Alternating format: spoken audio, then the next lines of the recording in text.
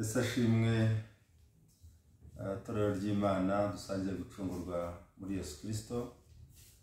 Turabasuje cyane tubifuriza amahoro y'Imana. Hanyuma rero uyu munsi angiye tugiye kuganira ijambo ry'Imana. Nitwa Apostle Robert Ndemezo, abandi umushumba mukuru w'itorero kuri mu Rwanda cyangwa se True Evangelical Church. Ngo rero dusenga Imana nk'uko bisanzwe kuri icyano yacu kugira ngo twumve ijambo ry'Imana. Hanyuma nyuma yo gusenga twumve ijambo ry'Imana twahawe uyu munsi.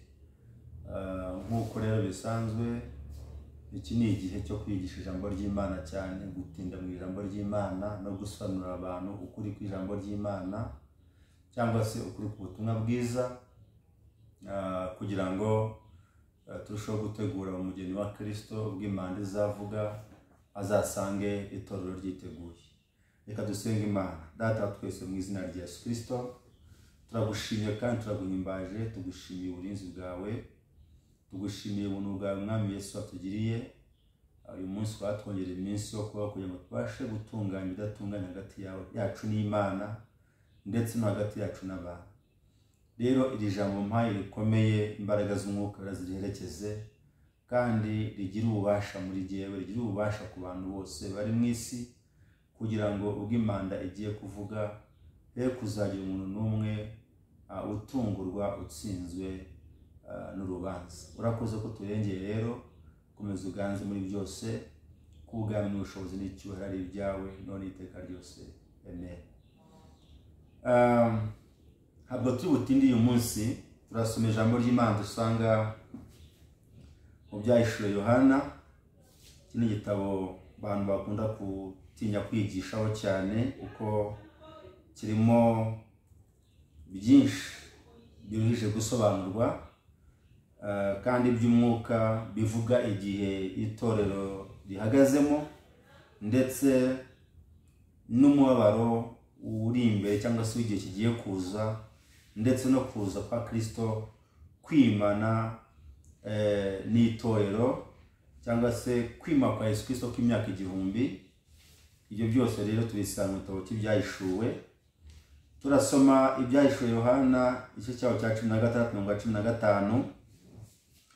Dore nzaza nk'umujura, hahirwa uba amaso akirinda akarinda imyenda ye, kugira ngo atagenda yambaye ubusa bakareba isoni z'ubwambure bwe.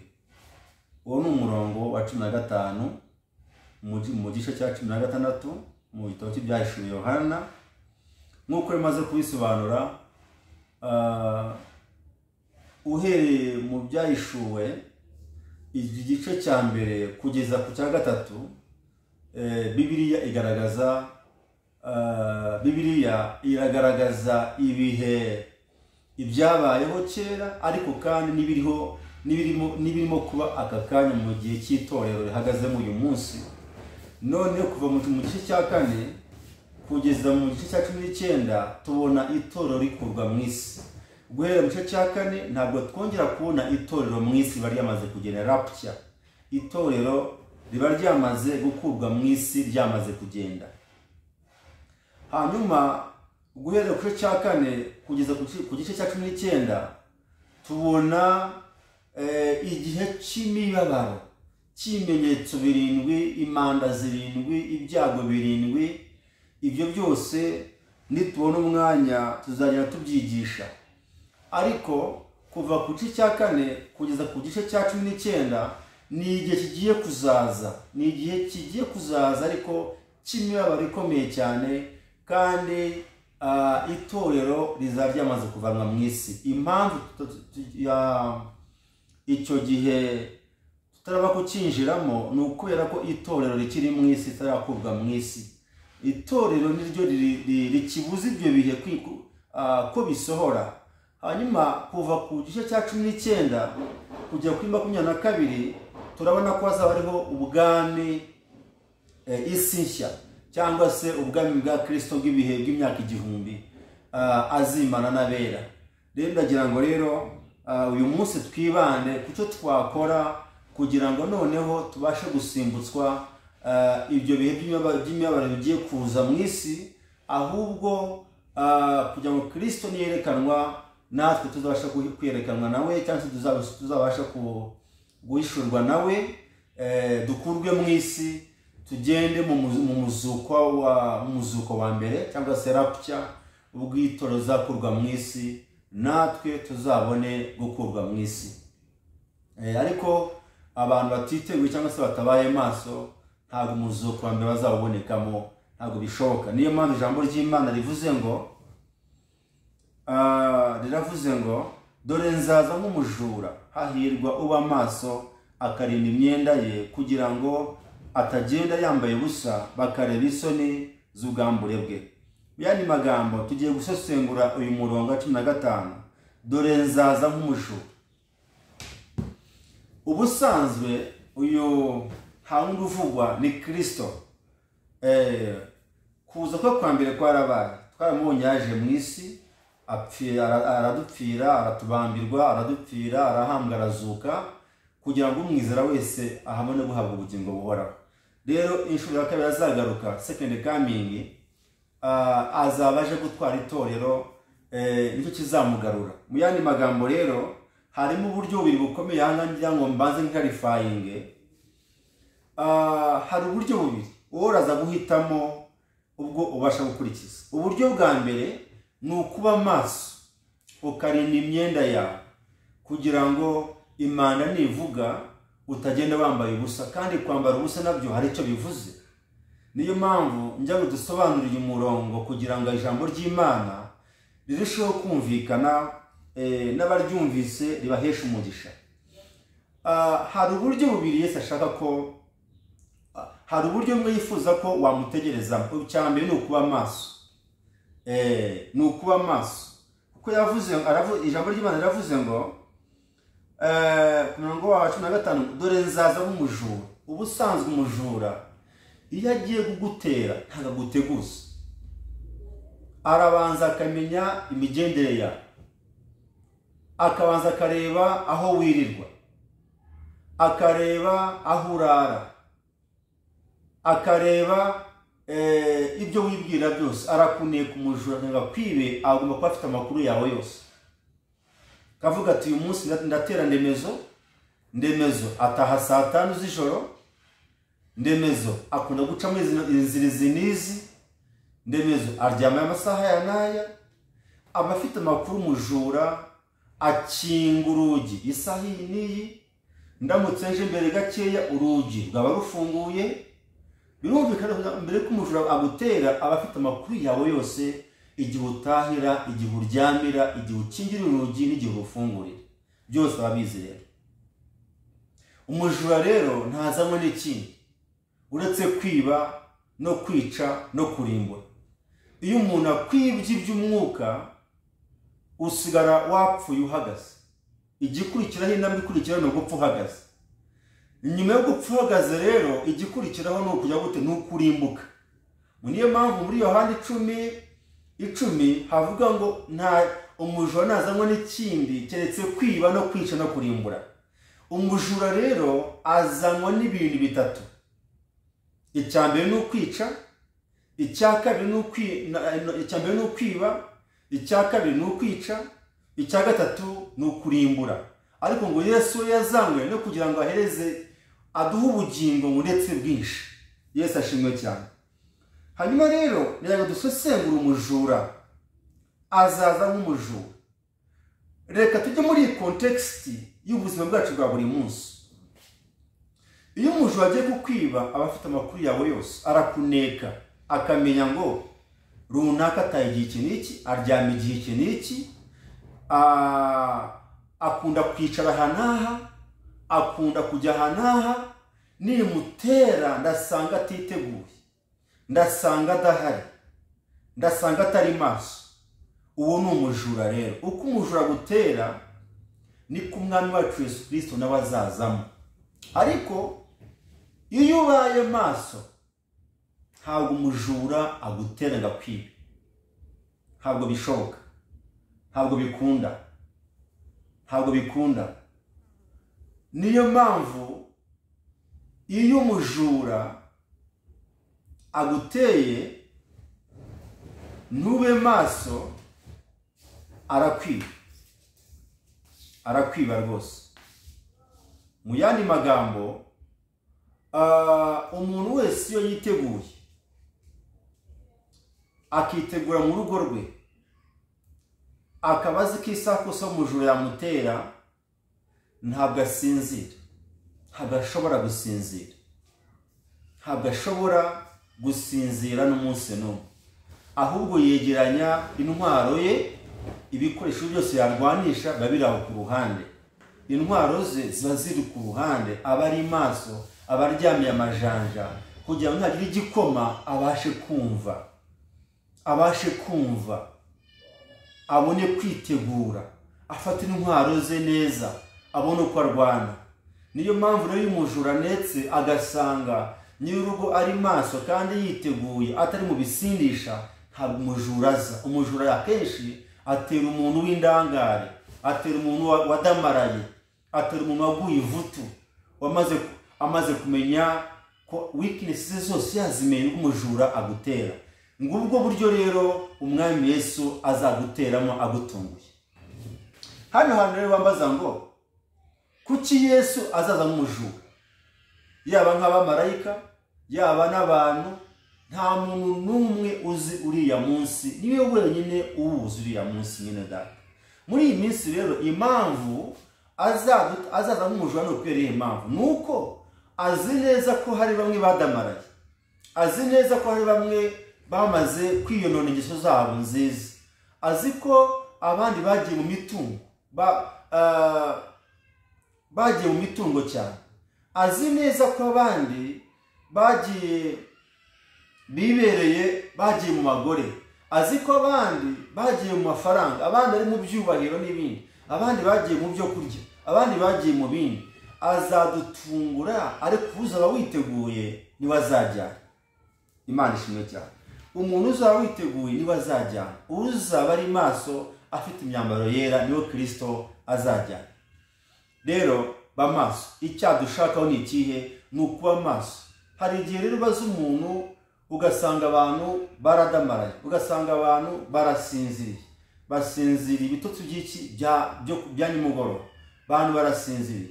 Ariko Yesu ashobora kuza kano kanya, Yesu ashobora kuza mu kanya.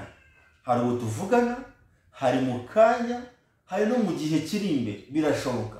Ariko naho yatinda, ntabwo indwara itinda ku buzima bwawe, naho yatinda ntabwo kanseri itinda ku buzima bwawe, naho yatinda ntabwo umwijima watinda ku buzima bwawe, naho yatinda ntabwo sida yatinda ku buzima bwawe igihe wiyandaritse, naho yatinda ntabwo umutima watinda, indwara z'ubuhumekero ntabwo zatinda ku buzima bwawe. Bivuze ngo n'indwara nayo ishobora kugira uruhare mu kuguhuza na Kristo binyuze mu rupfu, birakunda. Bivuze ngo rero Yesu Kristo, kubizera Yesu baza igihe hazaza, barakizi. N'ubu tuvugana n'aka kanya, ubu Yesu yaza.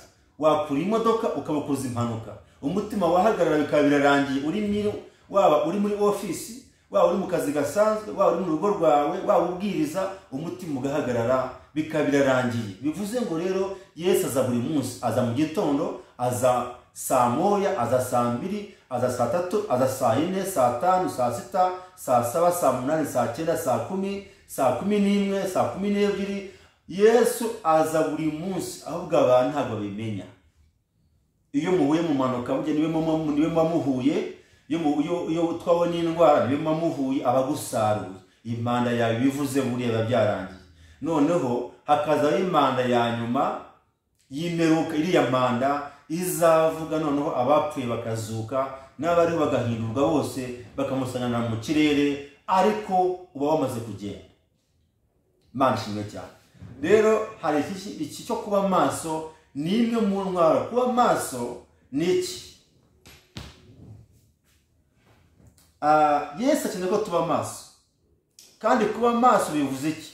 Kuba maso ni ukugira ubushobozi bwo kudateshuka ku by'Imana, ni ukugira ubushobozi bwo kutavangirwa mu murongo w'Imana nawe, ni ukugira ubushobozi bwo gufata ibitekerezo byawe mpiri byo mu mutima ukabifata mpiri, ukabigumurira Kristo, ukabiha Imana, hanyuma Imana iba muri wowe. ni ukugira ubushobozi bwo kudakiranirwa, kutarambura ibiganza byawe, gukora ibyo gukiranirwa, ibyo bita kuba maso, ariko ugazaza nk'umujura. Rero iyo umujura aza agasanga uri maso ntabwo akwiba, ntabwo inzu ayicukura. Iyo umuntu nyir'urugo yakabaye maso ntabwo yakunde ko umujura aza agacukura inzu ye. Iyo umuntu ari maso ntabwo inzu ye ntibayicukura, ntabwo inzu ye bayiba, ntacyo bamutwara cy'icyubahiro mu nzu ye. Yesu akeneye kuba maso, ko nutaba maso azaza nk'umujura akure igitereko kitabaza imbere yawe, noneho usigare mu mwijima ube uciriweho iteka. Ijambo rya kabiri, hahirwa uba maso akarinda imyenda ye. Kuba maso maze kubisobanura. Hahirwa uba maso maze gusobanura ko amaso icyo ari cyo, nasobanuye ko umujura icyo ari cyo, nageze noneho no kuba maso icyo ari cyo. Umuntu aba maso kubera mebe no mu buzima bwacu bwa buri munsi umuntu asabwa kuba maso. Iyo utabaye maso hari ibyo utakaza, hari ibyo umwanzi gutwara, hari ibyo umwanzi akuriganya. Iyo utabaye maso hari ibyo umwanzi akuriganya, hari ibyo umwanzi agutwara utabizi. Usibye no mu buzima bwacu bwa buri munsi, iyo umuntu atari maso arapfa, urupfu rwe rurihuta cyane. Kandi kuba maso ni ukuzirikana umurimo w'indashyikirwa Yesu yakoze ku musaraba. Making the cross the object of your faith. Ni ukugira umusaraba nk'ikintu cyo kwizera kwawe kwa buri munsi. Jesus Christ and him crucified. Jesus Christ and him crucified. Ni ugutumbira Yesu Kristo wabambwe, n'icyo yakoze ku musaraba, kugira ngo aducungure. Iriya finished work, kiriya gitambo sacrifice yatanze ku musaraba, kugira ngo umuntu wese umwizera atarimbuka ahubwo ahabwe ubugingo buhoraho. Biriya bivuze urukundo rw'Imana, agape.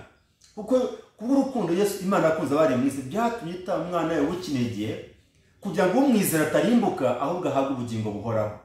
Iriya ram, iriya sacrifice. Mu yandi magambo, iyo wizeye Kristo ukazirikana kiriya gitambo, ukazirikana amaraso y'umwana w'Imana yamenye ku musaraba ku bwawe, haleluya, icyo gihe uri maso. Niko kuba maso, ni ukugira ubushobozi, ni ukuzirikana ibyo Yesu yakoze ku buzima bwawe kugira ngo ubashe kubaho, ubashe kuba redeemed. Imana ishimwe cyane. Ndanezerewe cyane, ndizera ko abakunze ijambo ry'Imana mwese muri ku isi, mu Rwanda no ku isi, iri jambo riraza kubafasha. Rero maze gusobanura umujura icyo ari cyo n'intego ze, iyo asanzwe utari maso, udamaraye, wariraye, waraguye ivutu, intego ze ni eshatu. Ni ukukwiba, kwiba iby'umwuka biri muri wowe. Kabiri, akakwica mu buryo bw'umwuka ugapfa uhagaze. Gatatu, ukarimbuka. Izo nizo ntego z'umujura. Ariko Yesu we impamvu azaza nk'umujura ni ukugira ngo abantu bahore biteguye, kuko batazi umunsi n'igihe, bahore baha agaciro icyo yakoze ku musaraba bacungure. Impamvu Yesu azaza nk'umujura, icya mbere, impamvu ibimutera ni ukugira ngo abantu bahore bari maso, bahore baha agaciro ibyo yakoze ku musaraba kugira ngo acungure umuntu. Ariko guhaye umunsi ushobora gukora ibyaha uko wishakiye, igihe cyakwegereza ukihana. Niyo mpamvu yazaza nk'umujura, kandi yaza akanya, yaza saa sita, yaza nimugoroba, yaza mu gicuku cy'ijoro, yaza bukeye agatwara umugeni. Niyo mpamvu muri Matayo ubutumwa bwiza hagaragaza ibimenyetso byo kuza kwe, ko umuntu abazaba baryamye babiri mu buriri, umwe azajyanwa undi asigare, umwe azajyanwa undi asigare, nta kugenda muri imana, umwe azagenda. Ni impamvu Bibiliya ivuga kuriya, nuko abantu bamwe badamaraye. Nkuko mu gihe cya Nowa, abantu bararyaga, abantu bararongoraga, abantu barashyingirwaga, abantu bakoraga business, bakoraga akazi gasanzwe. Ariko igihe kiragera, Yesu arabatungura, umwuzure arabatungura, abantu bose barapfa barashira, barayipingaga, ntabwo babyemeraga, ntabwo babyumvaga. Nuko ngo umwuzure abatungura, bose barimbuka barashira. Ni Sodomu n'Igomora nuko byajyanaga. Mu isi Sodomu n'Igomora harakotse Loti, niwe warakotsemo. murabyibuka umugore we arebye inyuma ahinduka inkingi y'umunyu, mu itangiriro murabyibuka neza, ahinduka inkingi y'umunyu. Akomezanya n'iki? Akomezanya n'abakazana be, aragenda. Ariko bene data,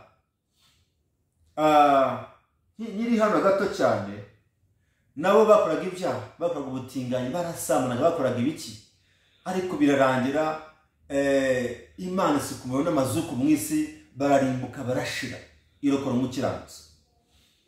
Rero nibi batangaza, Yesu azasanga abantu bakora business, abandi bari muri za office, abandi bari mu kazi, abandi bikorera, abandi bavuga ubutumwa bwiza. Azatungura umuntu wese, azatungura ikiremwa cyose kiri mu isi cyose, azagitungura umwami wacu. Rero itegure uyu munsi, ikimenyetso gisigaye cya nyuma ni kimwe, nuko ubutumwa bwiza bubasha kugera mu isi hose, bukamara kwamamaza. Matayo 24:14, nuko ubutumwa bwiza bumara kwamamara mu isi hose. Aho ngaho kuko hari ubutumwa bwiza butaragera, niyo mpamvu mubona Imana itaravanga itorero rivanga mu isi rizamuke. Ariko hari ibintu bigomba kwizera. Niba utabashije kwitegereza gutegereza Imana uri maso, ushobora gutegereza Imana usinziriye, nabo kandi byaba ari umugisha. Ubwo Imana ibirebye igasanga imbere yawe utazahashobora, utazaharenga, igatamo igusarura ukigendera, ukagusarura ukigendera, ukavanga mu isi, ugategereza umuzuko w'abapfuye, umuzuko wa mbere. Nabwo ni amahirwe, abo ni abantu nabo Imana yemereye ubugingo, ushaka kukweza, ahita ugusarura, kuko ibona ko igihe gisigaye ntabwo uzakivamo amahoro, ushaka kuri ubugingo, umwanzi akaba yakuriganya. Ayo ni amahirwe Imana ishobora guheza ku muntu wayo yahaye ubugingo, ikamusarura imbere akagenda, agakenyuka, ariko agahabwa iki? Ubugingo. Noneho hari no gutegereza uri mu isi uri maso, bigatuma uhabwa ibyasezanijwe ukiri mu mubiri, ibyahanuwe bikakugeraho, ukazava mu isi usohoje ubushake bw'Imana. Icyo Imana yakuzaniye mu isi ugikoze, ukavanwa mu isi ukagenda, nabwo birashoboka, ukagenda neza. Cyambere harimo kurama, iyo ubaha Imana urarama, iyo uba maso, icyambere Imana iguhemba urarama. Icya kabiri, amasezerano Imana avuganye nawe yose urayahabwa ukiri mu mubiri, kandi ukazahabwa n'ubugingo buhoraho. Iyo utabaye maso rero, yarakuvuzeho ubugingo, Imana iragucyura ukagenda. Iragucyura umwana w'ubugingo, Imana iragucyura ukagenda. Imana ishimwe cyane. Ariko umupagani nta bugingo ufite, n'ubundi upfira igihe Imana yakugeneye, n'ubundi gukora ibyaha uragenda, kuko n'ubundi nta gakiza ufite, n'ubundi igihe Imana yakugeneye urakirangiza ujya gute, ugapfa ukagenda, ukarimbuka nk'uko abandi bose bajya gute bagenda. Rero mvuye ku kuba maso, ngeze ku cyo bita umwambaro. Icya kabiri mbere no kuba maso, icya kabiri nzaza nk'umujura, hahirwa. Mbabarire ijambo ryo guhirwa naryibagiwe. Hahirwa uba maso akarinda imyenda ye. Kuba maso hahirwa. Ninde umuntu uhiriwe rero muri iyi minsi hano?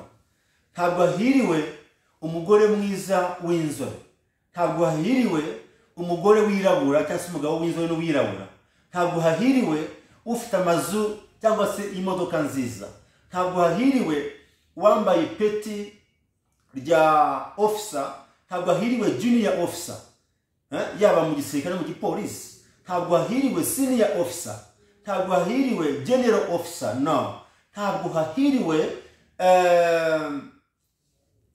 hahiriwe ufite amakamya menshi, ntihahiriwe ufite ubwenegihugu bungahe bubiri muri Amerika no mu Rwanda n'ahandi, no, uwo si umuntu uhiriwe. Ntabwo hahiriwe ufite umugabo mwiza n'umugore uzi n'abana beza, no, ntabwo hahiriwe wize cyane, ntabwo hahiriwe ufite masters, ufite doctora, ufite professor, no, ntabwo ari uwo uhiriwe mwene data.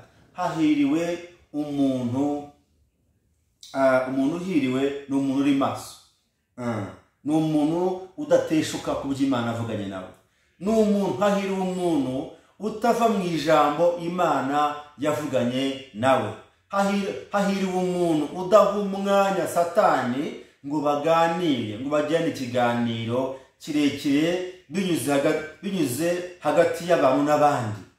Kuko Satani hari igihe aca mu muntu, ukaba uzi kuganira n'umuntu ariko no kuganira na Satani, bikaza kurangira ukoze icyaha gikomeye cyane. Hahiriwe umuntu utifuza ibiri hanze y'ijambo ry'Imana. Hahiriwe umuntu utifuza iki ijambo ry'Imana rivuga, utifuza ibiri hanze y'ijambo ry'Imana. Hahirwa umuntu, haleluya, utifuza ibiri hanze y'umwuka wera, utifuza ibiri hanze yo gucyanuka kw'Imana, utifuza ibiri hanze ya Kristo, utifuza ibiri hanze y'umusaraba wa Yesu Kristo. Imana ishimwe cyane. Abejo nabigishije abanzi b'umusaraba wa Kristo. Uyu munsi rero ndimo nigisha zimwe mu ntwaro wakoresha kugira ngo Yesu naza gutware. Intwaro ya mbere nukuba nuko ugomba kuba maso. Hahirwa umuntu uri maso rero. Hahirwa umuntu udateshuka kuby'Imana avuganye nawe yamwihanangirije. Hahirwa umuntu udakiranirwa kore arambura ibiganza bye ibyo gukiranirwa. Hahirwa umuntu udakora ibiteye isoni n'iby'isoni nye. Hahirwa umuntu udasambana. Hahirwa umuntu utesikoroka. Hahirwa umuntu utiba bagenzi. Hahirwa umuntu utabeshya kugeza ku munsi Yesu azagarukiraho. Haleluya. Mwene data, urahirwa niba utiba kugeza Yesu azazira. Urahirwa niba udafite ishyari, utagira umujinya, kubaho kwawe kureba no kutaraka, utagira umujinya n'uburaka n'amahane. Hahirwa umuntu utirema ibice, utagira ingengabitekerezo, utitandukanya, utirema ibice. Hahirwa umuntu utaroga bagenzi be. Hahirwa umuntu utarangwamo imirimo ya kamere y'icyaha muri we. Uwo niwe uhiriwe bene data. Hahirwa umuntu utanywa inzoga. Hahirwa umuntu uticana. Hahirwa umuntu udatukana. Hahirwa umuntu utesikoroka, utariganya, udahemukira bene se. Uwo niwe uhirwa. Rero ibintu bivuze birakomeye cyane, nta hantu bihuriye n'ubukora n'ufite ibifatika. Aho ndi mu isi y'umwuka, ariko mu isi bigaragara ni abantu babiri batandukanye mwene data. Uwo niwe muntu uhiriwe rero. Zaburi bivuze neza, Zaburi ya mbere, hahirwa umuntu udakurikiza imigambi y'ababi, udatekereza nabi, udatekereza nabi. Hahirwa umuntu udahagarara mu nzira z'abanyabyaha ngo akora ibyaha abandi bakora, utigana ibyo abandi bakora. Hahirwa umuntu uticara n'abakobanya, uticara mu itorero ry'abanyamagamba, mu itorero ry'abasambanyi, mu iteraniro, ntabwo ari itorero, ni iteraniro ry'abasambanyi, iteraniro ry'abagambanyi, iteraniro ry'abantu badafite icyo bakora. Hahirwa uwo muntu Imana ibafashe kandi tugirire neza. Haleluya. Hahirwa umuntu uba maso akarinda imyambaro ye. Kurinda niki? Kwirinda niki? Akarinda imyambaro ye. Ntushobora kurinda imyambaro yawe utari maso. Imyambaro yawe ni iyi, ni imirimo yawe, ni imirimo y'abera. Niyo mpamvu mu Byahishuwe 14 umurongo wa 13 n'uwa 14 haravuga ngo aho niho kwihangana kw'abera kuri. Bitondera amategeko y'Imana bakagera kwizera nko kwa Yesu. Nuko umwuka navuga yeruye ati ngo hahirwa abapfa bapfiriye he? Mu mwami. Kuko imirimo yabo igiye ibaherekeje, kugira ngo baruhuke imiruho n'imihati yabo yo mu isi, kuko imiruho yabo igiye ibaherekeje. Mwene data, bamaso kugira ngo utagenda wambaye ubusa. Kandi kugenda wambaye ubusa ni ingaruka nanone. Ingaruka kutaba amaso ni ukwambara ubusa. Ingaruka kutaba amaso ni ugukiranirwa. Ingaruka yo kutaba amaso ni ugukiranirwa, ni uguteshuka. Ni uguteshuka, ni ugukiranirwa. Ingaruka yo kutaba amaso ni ugukiranirwa, ni uguteshuka.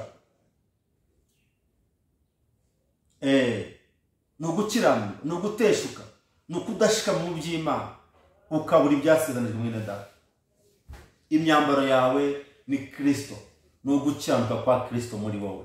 Imyambaro y'abera, bisubiremo, ntabwo ari imirimo itegetswe n'amategeko, ni ugukiranuka kwa Kristo muri wowe. Humura, wigutakaza. Wambaye ibiki? Ese wambaye gukiranuka kw'Imana? Aho nugera mu muhanda agatuza kambaye ubusa, uzi ngo urambaye. Hari igihe umuntu ajya arota mu nzu ukabona umuntu yambaye ubusa hejuru. Iyo umuntu adafite gukiranuka kwa Kristo muri we, bigaragazwa, byemezwa n'igihe zino ngingo ze zahanga ziba zambaye ubusa. Nta protection. Niyo mpamvu mu gisirikare bakwambika nuza iyi antibody, iyi protection bambara mu gatuza, ni ukugira ngo nibakurasa isasu rikugereho ridafite imbaraga, ryagamije ubukana. impamvu bambara kari akanyamasyo baba no kurinda zino ngingo z'ingenzi zirahano. Ingingo z'ingenzi zawe harimo umutima, harimo ibihaha, harimo izimbavu, harimo ahantu hari ingingo zawe z'ingenzi. Iyo umwanzi akurasha ahangaha amahirwe yawe kubaho aba ari make. Ariko uyu munsi ushobora gusanga abantu bagera mu muhanda agatuza kari hanze, azinga yambaye ishati y'imbere, isengeri, yambaye ishati, yambaye karuvati, yambaye ikoti, ariko ugasanga mu mwuka yambaye ubusa. Bivuze ngo mwene data ntabwo ukingiwe. Hari ingingo zawe zidakingiwe ziri hanze zambaye ubusa. Ihangane wambare gukiranuka kw'Imana no kurengera mu minsi mibi. Rero uyu mwambaro w'abera, iyi mirimo y'abera, haleluya, ariko gukiranuka kw'Imana kwahishuwe gushwa no kwizera Yesu Kristo umwana w'Imana. Imyambaro y'abera niko gukiranuka kw'Imana muri wowe. Kabiri ni imirimo y'abera iva ko kwizera umwami Yesu. Ntabwo rero wayirinda utari maso. Ntabwo warinda umwambaro ku gituza utari maso. Ntabwo bikunda. Rero kwirinda ni ugufata icyemezo kidasubirwaho.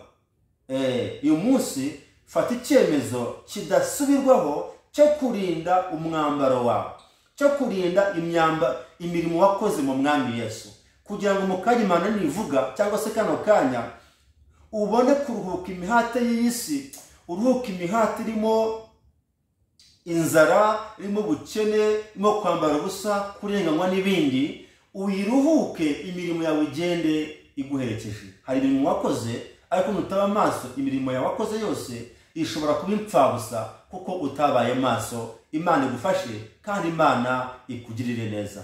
Imana itugirire neza cyane. Hanyuma kwirinda ni ugufata icyemezo kidasubirwaho cyo kurinda ibyasezanirwa muri wowe, cyo kurinda ibyo wakoze mu Mana, cyo kurinda amasezerano Imana yaguhaye, cyo kurinda gukiranuka kw'Imana muri wowe, cyo kurinda ijambo ry'Imana muri wowe. Imana ikugirire neza. Irindi jambo kugira ngo batagenda bambaye ubusa bakareba isoni z'ubwambure bwabo. Ni ijambo rya kane. Ijambo n'umujura gisobanuye n'intego ze. Icya kabiri ni ukuba maso. Icya kabiri hahirwa. Twabonye uhiriwe uwo ari we muri iyi minsi n'udahiriwe uwo ari we. Icya gatatu kuba maso twabisobanuye nicyo bisaba. Icya kane twavuzemo kukwirinda, kurinda imyambaro ya kurinda turabisobanuye.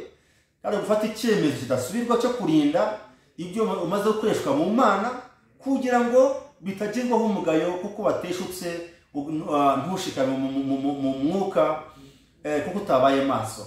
Iki tugezeho rero twasobanuye imirimo yariyo, turayisobanuye. Ijambo rikurikiyeho ni rivuga ngo kugira ngo utagenda bambaye ubusa. Kwambara ubusa ni iki?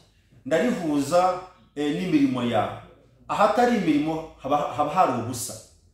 Kwambara ubusa ni ukuba udafite gukiranuka kw'Imana muri wowe, ni ukuba udafite kwizera kwa Kristo, ni ukuba udafite amategeko y'Imana muri wowe, ni ukuba udafite kwizera kwa Kristo, ni ukuba udafite kwihangana kwa Kristo, ni ukuba utari maso ukabona kunyagwa ibyo byose nkubwiye, ukanyagwa ibyo byose nkubwiye. Umuntu wese rero utabaye maso atakaza imirimo y'Imana, atakaza imirimo y'Imana. Iyo utari maso wambara ubusa, ushaka kugenda wambaye ubusa. Kandi abantu bakareba isoni z'ubwambure bwawe. Isoni z'ubwambure bwawe ni izi.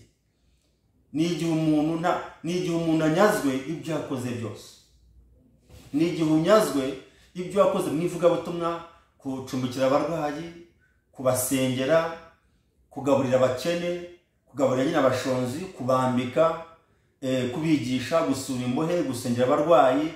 Iyo ni imirimo y'abera dusanga mu butumwa bwiza bwa Yesu Kristo bwanditswe na Matayo 25:3 kuzamuka. Bivuga ngo unyagwa ingaruka zo kwambara ubusa. Kwambara ubusa ni ukunyagwa ibyo wakoreye byose ukiri mu mubiri kuko utabaye maso, kuko wateshutse, kuko wadamaraye, kuko waguye ivutu, kuko wakiraniwe, nibwo byamburwa. Noneho abantu bakareba isoni z'ubwambure bwawe zitagaragara. Nubwo ubona ko wambaye ariko mwene data ntabwo wambaye. Niwibwira ko wafunze karuvati wambaye ikote nguve ngo urambaye, no, urabura kwizera umwami Yesu. Niba utarakizwa rero izera umwami Yesu. Nibwo imirimo ukora muri leta, ukora mu nzego z'abikorera, muri private sector, no muri civil society, no muri public sector, bizagira agaciro ari uko wizera umwami Yesu, ari uko wamwizeye ukaba maso. Icyo gihe uzakoreshwa imirimo yo mu bumana, ndetse n'ibyo wakoze utarakizwa nayo wakoreye abantu neza, Imana izayandika mu gihe cyabyo nayo izayiguhembera. Ariko igihe cyose wakoreye wirinde mutanyagwa, niko Yohana yanditse mu rwandiko rwa 2 cyangwa rwa 3, yaranditse avuga ngo mwirinde mutanyagwa imirimo yanyu mwakoreye.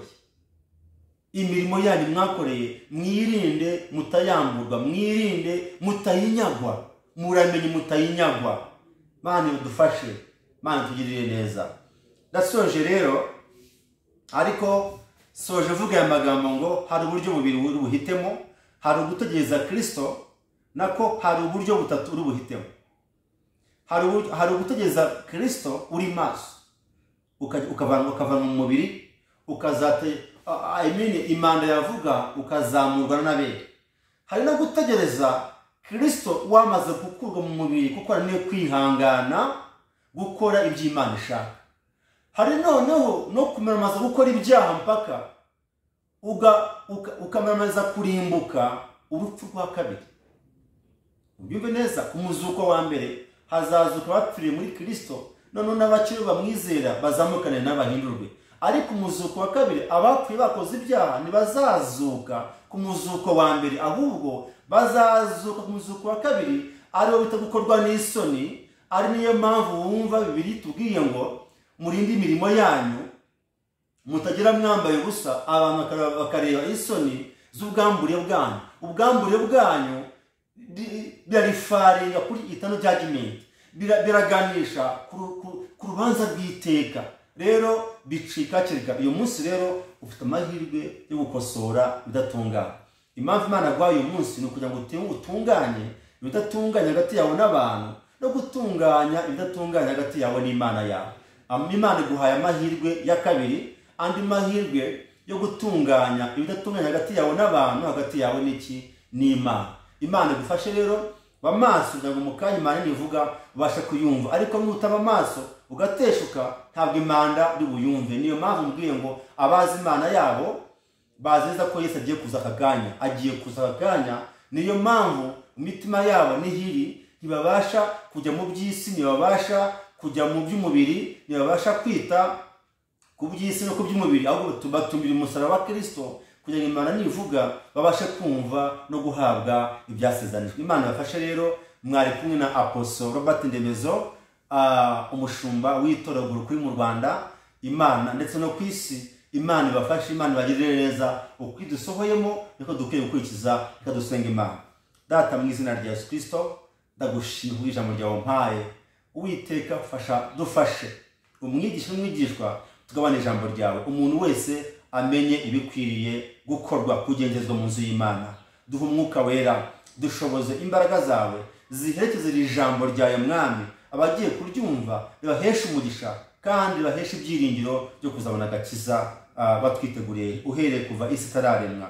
Urakoze rero, bana natwe, kandi umuntu wese ahari hose yihane Mwami, apfukame asaba Imana, agusaba imbabazi, nawe umubabarire.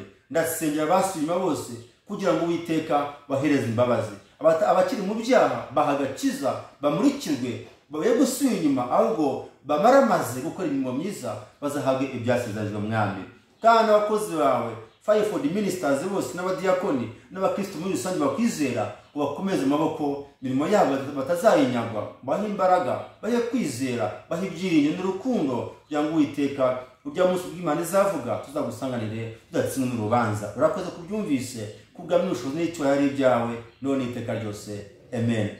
Bye bye.